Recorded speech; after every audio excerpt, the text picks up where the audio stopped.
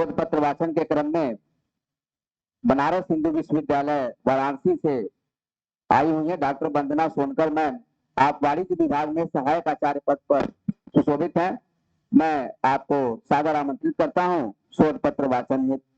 Doctor Vandana Sonkar. A very good afternoon to the esteemed guests sitting on the dais and off the dais, and dear research scholars and various professors who have come from all over the India and international world forum to attend this conference.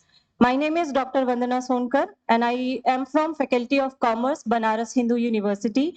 And today I am going to discuss some of the findings of my paper that I have written on the topic Business Relations between Bharat and Nepal, a case study in the present scenario. Business relations, if we talk about in Bharat and Nepal, in the current economic and geological landscape, has been affected by multiple of the factors, such as both the country shares historical, cultural, and economic ties.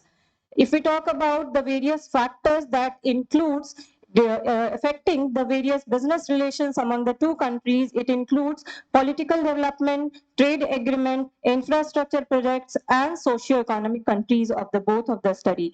My study employs various types of reports and of secondary data and academic literatures and news article, with the help of which I would like to understand the complexities and opportunities that are inherent in the business relations between the Bharat and Nepal, and it will also try to suggest some of the recommendations for the policymakers, businesses, and the other stakeholders to enhance the bilateral cooperations and address the challenges that may be posed on the emerging opportunities in the current scenario between the two countries.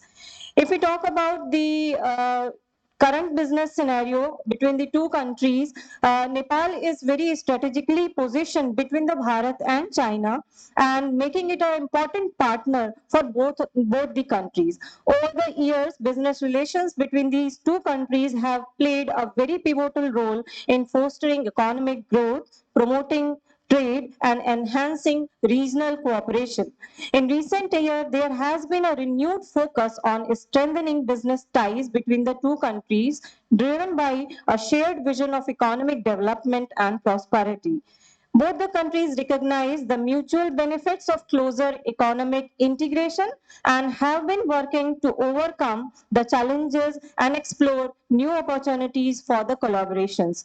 If we talk about the bilateral trade between the Bharat and Nepal, it involves examining the various aspects that I have found with the help of the secondary sources, such as the trade volume between the two countries, the composition of trade, the various barriers to trade, some tariffs that are imposed on the trade activities, some non-tariff barriers are also there, trade facilitation measures by both the governments, and opportunities for enhancing trade in key sectors such as agriculture, pharmaceutical, and textile business. So if we talk about the trade volume and trends, the volume between trade, the volume of trade between Bharat and Nepal have generally been significant due to their close geographical proximity and historical ties.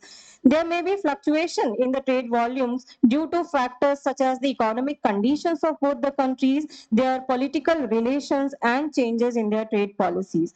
Basically, these trade volume may be composed of the different kind of products such as the agricultural products, textile, machineries, pharmaceutical products, chemicals, and consumer goods. Both the countries may have certain goods that may specialize in exporting or importing.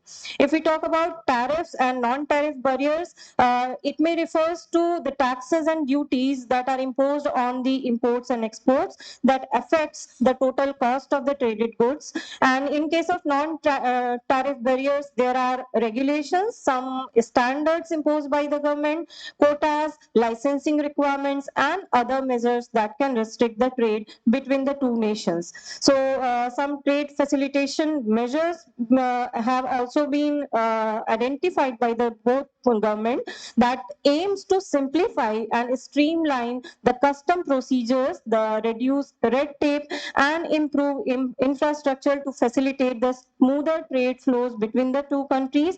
It may include custom automation, single window system, harmonization of standards between the two countries, and investment in the transport and infrastructure between both the countries. If we talk about the opportunities for enhancing trade, so agriculture, pharmaceutical, textile, investment in both the nation, these different sectors have a very good opportunity which can help to enhance the trade relations between the two nations.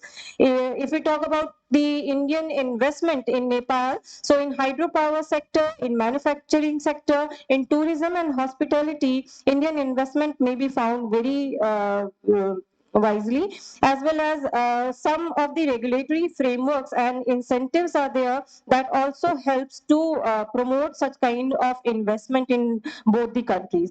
If we talk about the bilateral regulatory framework and policies, so foreign investment policies are there. Nepal has liberalized its foreign investment policies, allowing 100% foreign investment in various sectors, including tourism, hydropower, manufacturing, and services. That has given a great opportunity to the government of India to invest in the country for the further development.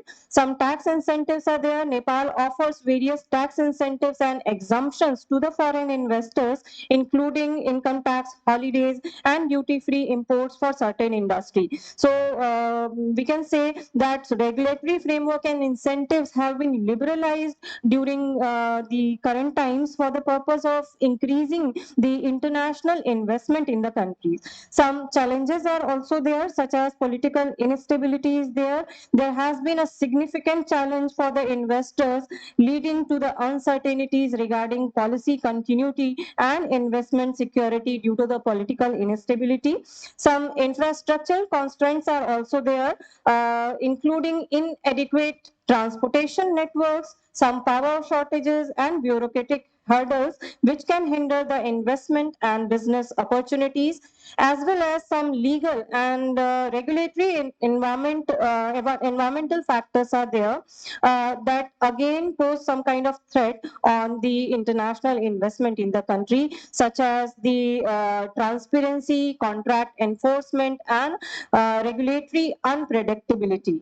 But there are some potential areas also the Nepalese government can focus on for the investment in India and vice versa. The companies of Nepal can also explore opportunities in the Indian sector in some of the very important sectors such as information technology, pharmaceutical, renewable energy, and agriculture, as well as Indian government can focus on leveraging the country's untapped potential and growing market opportunities. So the sectors like infrastructure development, tourism, agro processing, and healthcare is there in Nepal where we can invest. Overall, while Indian investment in Nepal have been substantial, both the countries have opportunities to further strengthen their bilateral investment flows by addressing some of the regulatory challenges and promoting investment incentives and exploring some new sectors for the collaboration. Strengthening economic ties between the two nations can also contribute to the mutual growth and development in the region.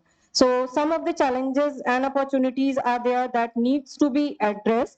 I would like to give some recommendation that I have found with the help of the analysis of the previous days data. So for the policymaker must foster greater policy coordination between the two nations. They try to streamline the regulatory frameworks and invest in infrastructure to enhance connectivity between the two nations and facilitating the trade activities.